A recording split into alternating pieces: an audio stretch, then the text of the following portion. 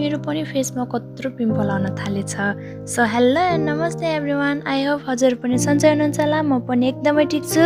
सधैँ चाहिँ आज पनि बिहानै उठिओरी आफ्नो काम सकाएर व्यापार गर्नतर्फ लागियो र दिउँसोको समयमा चाहिँ पसलमा आउनुहुने कस्टमरहरूलाई उहाँहरूको इच्छाअनुसार सामान दिइसकेपछि म हल्का आफ्नो लिप बाम लाउन थाल्यौँ, किनकि आजभोलि चाहिँ मेरो फेसमा पिम्पल, डार्क सर्कल, दागहरू देख्न थालेको छ। के कारण होला त्यो नि थाहा छैन, थाहा हुनेले भनिदिन होला है। रुम फर्किसकेपछि चाहिँ म फ्रेस भइसकेपछि खाना बनाउन थाल्यो। खाना बनाउन भन्नाले हिजो बेलुकाको खाना बचाएको थियो अनि त्यही खानालाई भुट्न थाल्यो। यसै क्रममा मलाई आज चाहिँ उहाँ एकजना साथीले मलाई भनेको थियो कि तिम्रो त धेरै कुरा काट्दै हिँडेको छ अरे। हेर मेरो कुरा काट्ने मित्रहरू, मेरो कुरा काटेर तपाईँहरूले केही हुनेवाला छैन र मेरो अनावश्यक कुरा काट्दै हिँडेर तपाईँहरूले के पाउँछ भने मात्र कुरा काट्नु होला, नत्र मेरो कुरा काट्दै नहिँड्नु होला।